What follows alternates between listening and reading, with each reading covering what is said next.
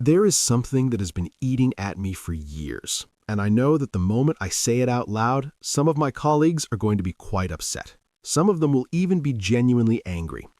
Because what I am about to share with you today goes against a very comfortable narrative that has settled into the medical world. A narrative that suits a lot of people, except perhaps you, the patient. But after more than 20 years in medicine, after closely observing what happens to people when they follow every recommendation presented to them, every protocol, every screening reminder, every routine checkup, I can no longer stay silent. I am Dr. Robert, and here is what nobody wants to admit.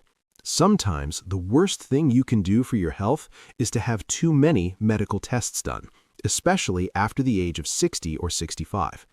I can already hear you thinking, wait, isn't a doctor supposed to tell me to check everything? Isn't prevention exactly the point?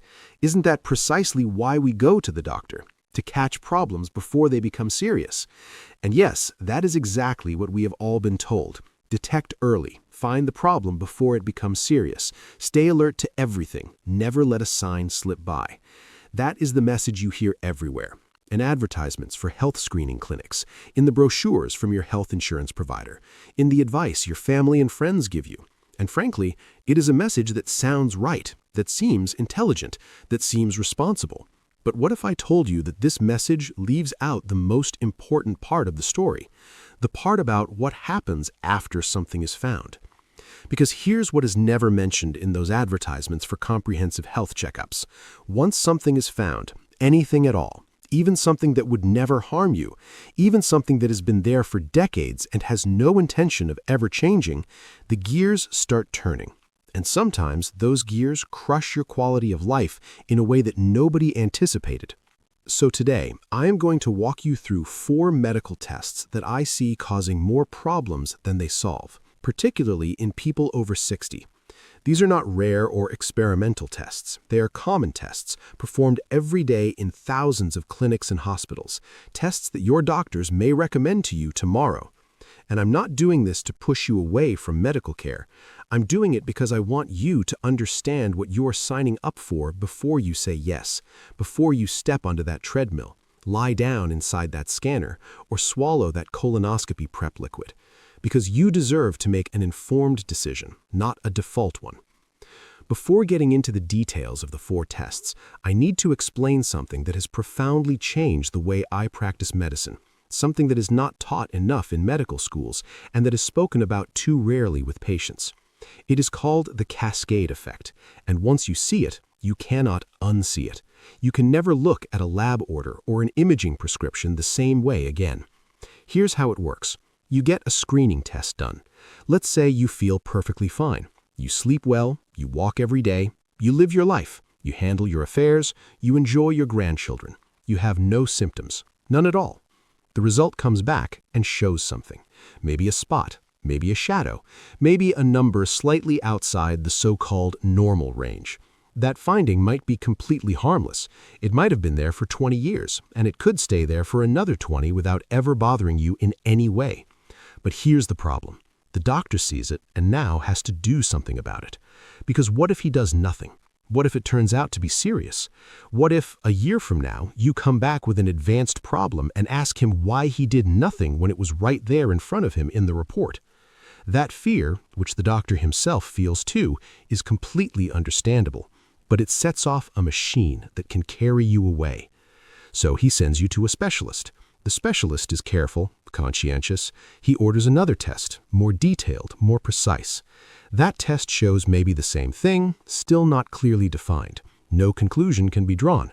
So now we are talking about a biopsy, a medical procedure, perhaps even exploratory surgery. And each of these steps carries real risks. Infection, bleeding, complications from anesthesia, reactions to contrast dye, persistent anxiety, weeks and months of your life spent in waiting rooms in hospitals. And here is the worst part. At the end of all of it, 9 times out of 10, it turns out it was nothing, that it was never going to harm you, that it was a normal anatomical variation, a scar from something your immune system fought off and won 30 years ago without you even knowing, a completely benign remnant. But you have gone through months of intense worry, undergone invasive procedures, possibly suffered complications, and you are objectively in worse shape than when you started. All because of a test you perhaps never needed to have done in the first place. That is the cascade. It does not begin with a big decision.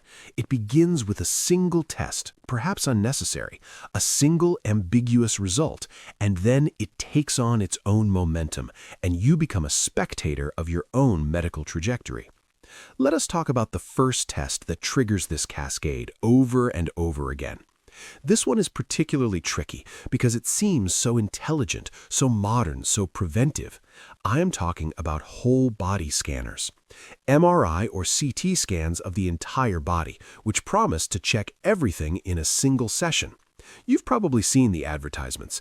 Come in, we scan you from head to toe, we detect everything before it becomes a problem. No needles, no anesthesia, just you inside a machine for an hour, and you leave with a complete picture of what is going on inside you. The idea of having a full panorama of your health, of being in control, of being proactive is incredibly appealing. I truly understand that. It is exactly the kind of thing a responsible adult would do. Except that reality is far more complicated. Let's say you are 65 years old. You feel well. You are active. You have no particular symptoms. You decide to get this scan just for peace of mind, just to have confirmation that everything is fine. You go in, you lie down in the machine for 30 minutes, and a few days later, you receive your results. And there, in the report, the radiologist mentions something. A small nodule in your lung. 3 millimeters, roughly the size of a pencil eraser, or maybe a cyst in your kidney, or a spot on your liver, or a slight enlargement of something. The report says in that typical phrasing, follow-up imaging recommended in 3 to 6 months. How do you feel at that moment? You walked into that clinic feeling healthy. You walked out learning that there is something inside your body that needs to be monitored, something you had absolutely no idea existed 48 hours ago and that now never leaves your mind.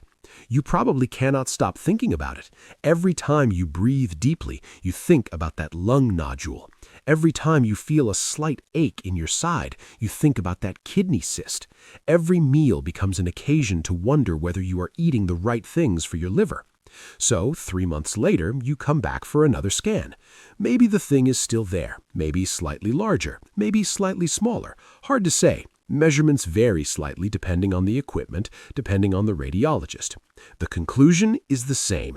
Follow-up recommended. The specialist wants to be thorough, as he should be, so he recommends a biopsy. And a biopsy is not nothing. It involves anesthesia. It involves inserting a needle guided by a scanner into your lung, your kidney, your liver, or wherever the finding is.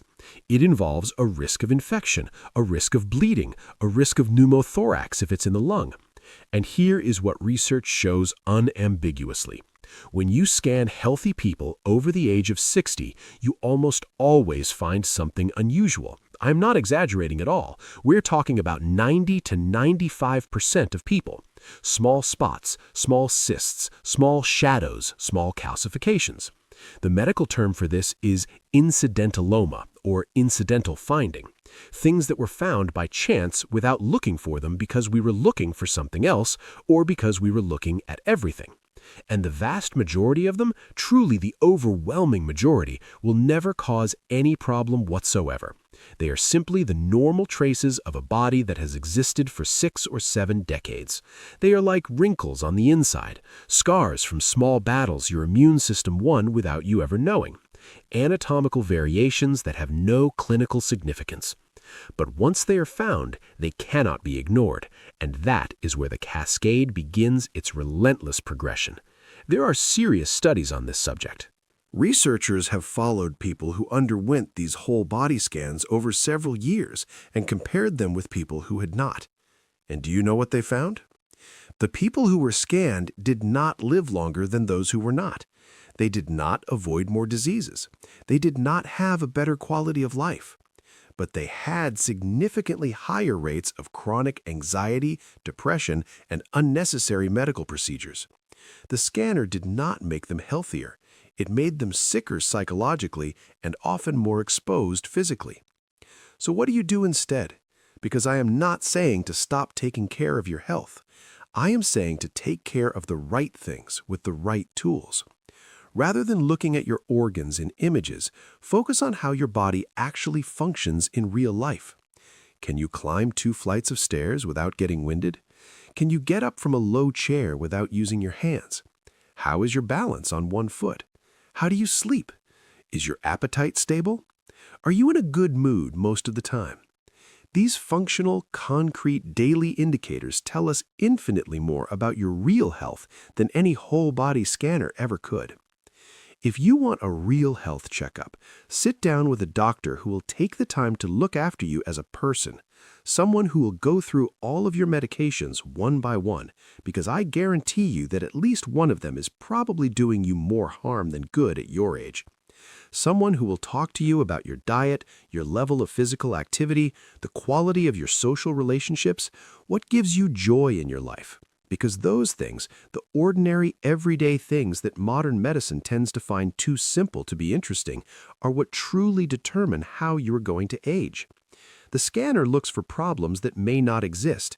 The functional assessment optimizes the health you already have. Those are not the same thing at all. Let us move on to the second test, and this one touches something very deep in us because it concerns a fear that almost all of us have as we age, the fear of losing our minds.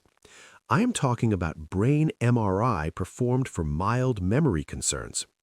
Here's a very common scenario in my practice. You might be in your mid-60s and you have noticed that sometimes you cannot remember the name of that actor you really like. You have it on the tip of your tongue and it comes back to you 20 minutes later. Or that you walk into a room and forget why you went in there. Normal things, the kind of small lapses that happen to everyone as they age, that happen even to people in their 40s, but that you start noticing more after 60 because you are more alert, more on guard. But maybe your children are worried. They watched a documentary about Alzheimer's. They heard about a friend whose mother declined quickly. They love you and do not want to miss something. So they push you to get a brain scan just to put their minds at ease. And I understand that fear, truly. Nobody wants to think about losing their memory, about losing themselves, about becoming a burden to the people they love. It is one of the deepest fears that exists, and it is entirely legitimate. But here's what I need to make very clear. Getting a brain MRI for occasional simple forgetfulness is almost always useless from a diagnostic standpoint and often harmful from a psychological one. Because here's what happens. You get the MRI. A few days later, you're at your doctor's office, the report in your hands. And that report says things like mild cortical atrophy, age-related changes, white matter hyperintensities, small vessel disease, moderate hippocampal atrophy. These words sound terrifying. They sound like confirmation that your brain is actively deteriorating. But here's the truth that the report does not always bother to explain clearly. These findings are entirely normal for someone in their 60s or 70s.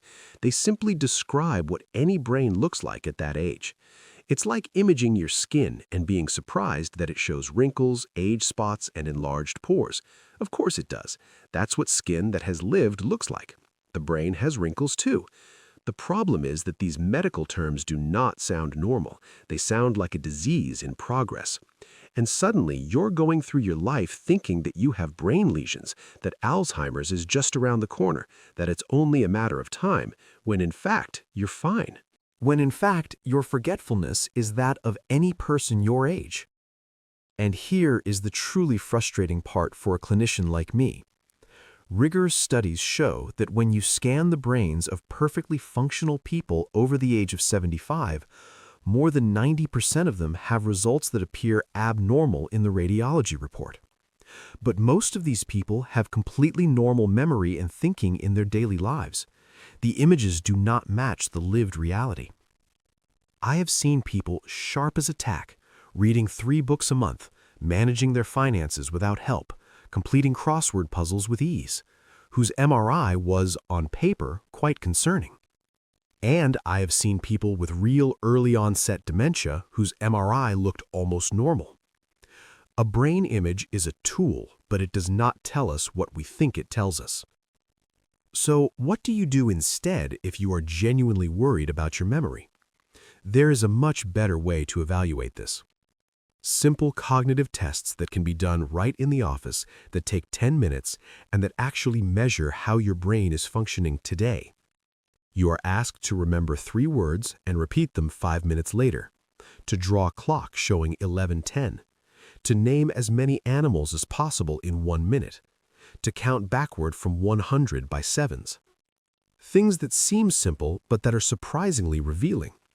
And if these functional tests do show a real problem, then we begin looking for the causes. And here is the truly important thing that too few people know. The majority of causes of memory problems in older adults are reversible, or at least improvable. It could be a medication that is clouding your thinking, and I guarantee that many older adults are prescribed drugs that have exactly that effect. It could be a vitamin B12 deficiency, extremely common after age 60 and easily corrected with a monthly injection. It could be depression, which in older adults often manifests not as obvious sadness, but as cognitive fatigue and mental slowing. It could be sleep apnea, which cuts oxygen to your brain 30 or 40 times a night without you knowing it. It could be a thyroid problem.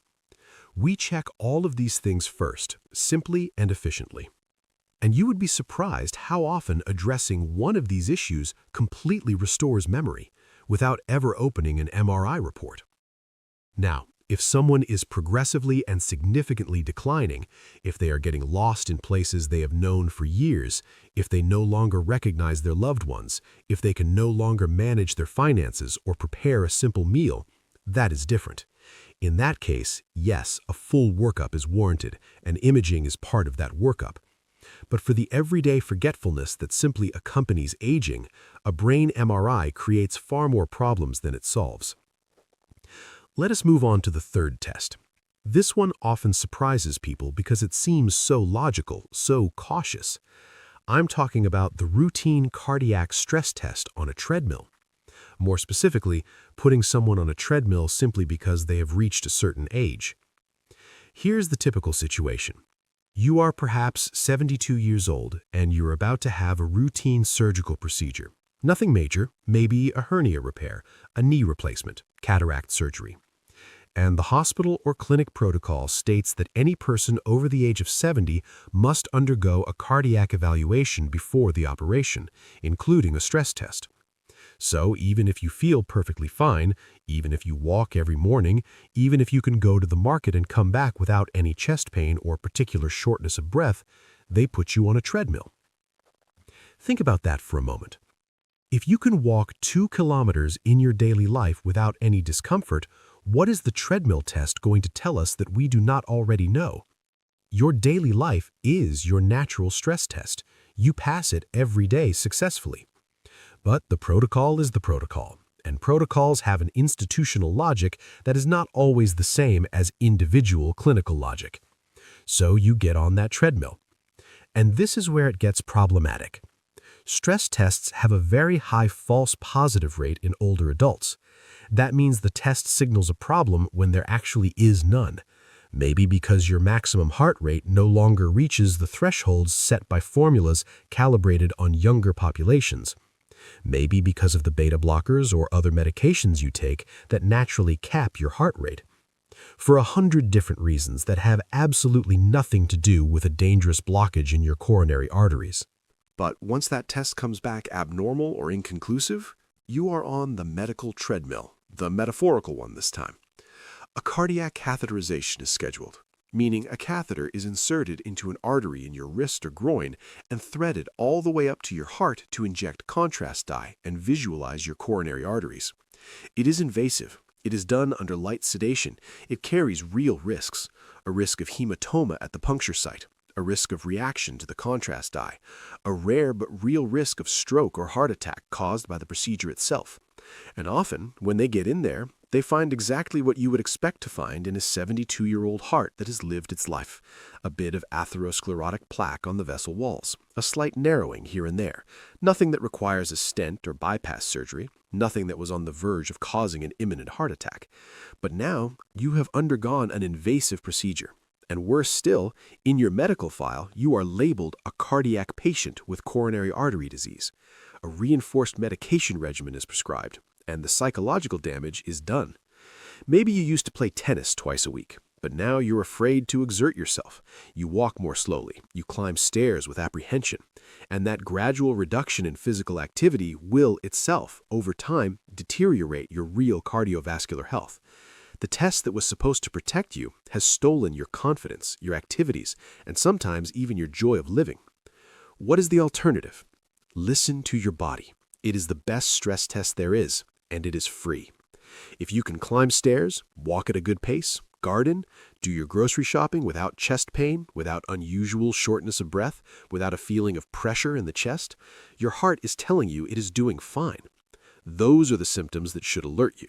Chest discomfort during or at rest, unusual and new shortness of breath, dizziness with exertion, sustained palpitations.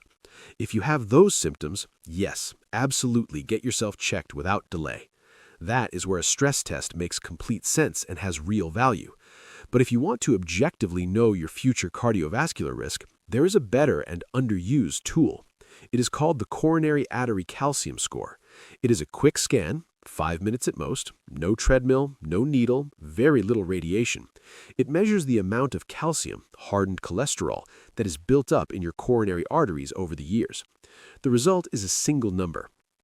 0 means a very low risk of heart attack in the coming years, even if you have cholesterol or other risk factors. A high number means you really need to focus seriously on prevention, with a program of diet, exercise, and possibly medication. But here's the fundamental difference. The calcium score gives you information to guide prevention. It does not automatically send you toward invasive procedures. It allows you to make informed choices rather than rushing you into a tunnel of interventions.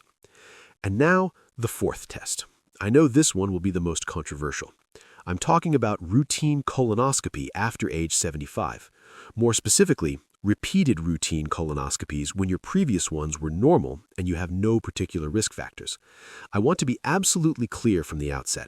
I am not against colonoscopies in general. They're a fantastic tool, and I sincerely recommend them starting at age 45 or 50. They prevent colon cancer by allowing us to identify and remove polyps before they become cancerous.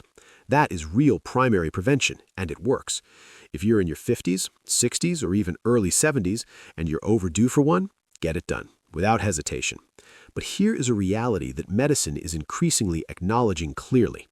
Every medical test is a balance between benefit and risk, and that balance changes with age, sometimes quite dramatically. The benefit of a colonoscopy is to prevent a cancer that, if it develops, takes 5 to 10 years before it causes serious symptoms and threatens life.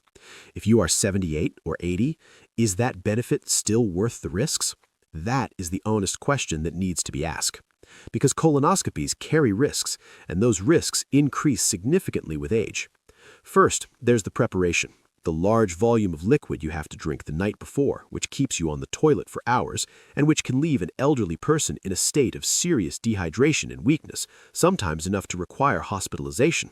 Then there is the sedation, which in older adults carries higher risks of confusion, falls, and respiratory issues. And then there is the most serious risk, the one that should guide the decision more than any other: perforation. An accidental tear in the wall of the colon by the endoscope. As we age, the colon wall thins and loses its resilience. The risk of perforation roughly doubles or triples after age 75 compared to a 55-year-old. And a perforation is an immediate surgical emergency. It means emergency surgery within the following hours, sometimes a temporary or permanent colostomy, meaning a stoma bag attached to the abdomen. For an 80-year-old, this kind of surgical complication can mean the end of independent living, the beginning of a dependency that should never have existed. Now weigh that risk against the real benefits. You are trying to prevent a cancer that would take years to develop to the symptomatic stage. If your reasonable life expectancy is less than 10 years, the mathematical calculation no longer holds. The risks of the procedure may outweigh the expected benefits. That is not pessimism, that is honest medical arithmetic. That is why most serious medical societies and guidelines now recommend stopping routine screening somewhere between age 75 and 85 for people without particular risk factors. This is not a universal rule set in stone. If you have a strong family history of colorectal cancer, if you have previously had adenomatous polyps during earlier colonoscopies, if you have a chronic inflammatory bowel disease like ulcerative colitis or Crohn's disease, the calculation changes completely and ongoing endoscopic surveillance remains justified.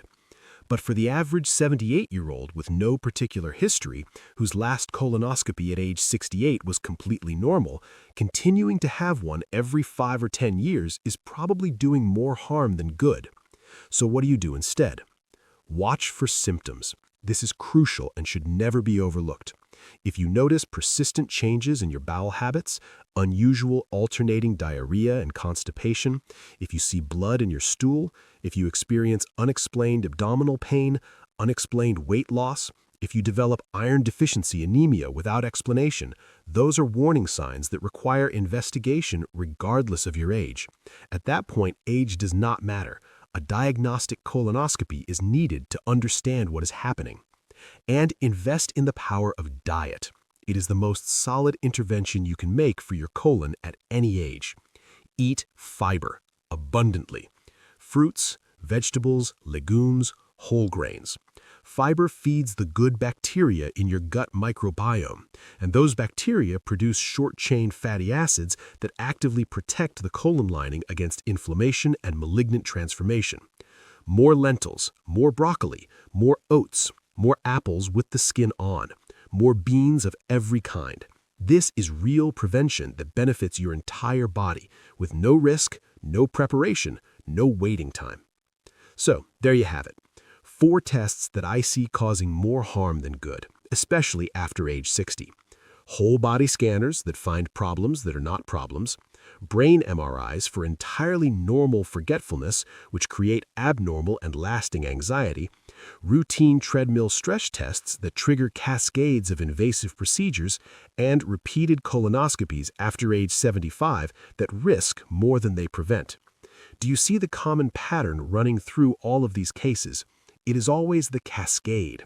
One test leads to another, then a procedure, then a possible complication, then a medical label that will never leave you. And somewhere along the way, the question that should have guided the entire process from the start gets lost. Is this person actually doing better? Is their life genuinely improved by all of this? Because here's what I've learned in 22 years of medicine. Health is not about having perfect test results on paper. Health is about function. It is the ability to do what you want to do, to enjoy your grandchildren without fear, to take a walk in the park on a spring morning, to read books, cook for friends, travel, live your life without unnecessary medical interference and without chronic anxiety tied to ambiguous results. The goal at 65, 70, or 80 is not simply to live longer at any cost. It is to live better, with independence, with dignity, with joy. And sometimes, the best way to protect all of that is to say no to a test that is going to send you into a tunnel you never needed to enter. I am not saying to avoid all medical care. I am saying to be an informed, active, thoughtful patient. Ask questions before you agree. When a doctor recommends a test, ask why exactly. Ask what concretely happens if the test finds something. Ask what the real risks of the test itself are. Ask whether a less invasive alternative exists. Ask what the result will actually be used for in your specific case. And then make your decision based on what truly matters to you. Not based on fear, not based on pressure from those around you, not based on protocols designed for average populations. You are the one in charge of your health. Not institutional protocols, not automated computer reminders, not generic recommendations. You. And the more you understand what you are agreeing to, the better your decisions will be for you. If this information has been useful to you, if it has given you a different perspective on medical tests, do me a favor and share it with someone who might benefit from it. A parent, a friend, a loved one who is about to make an important medical decision. And if you want more honest conversations about health and medicine, subscribe to this channel. I am going to keep having these conversations because I deeply believe they matter. Tell me in the comments, have you ever felt pushed toward a medical test that did not really seem necessary to you? Have you ever experienced a medical cascade that you wished you could have stepped off of? I read every comment, and I learn from your experiences just as much as you learn from mine. Thank you for watching all the way to the end. Take care of yourselves.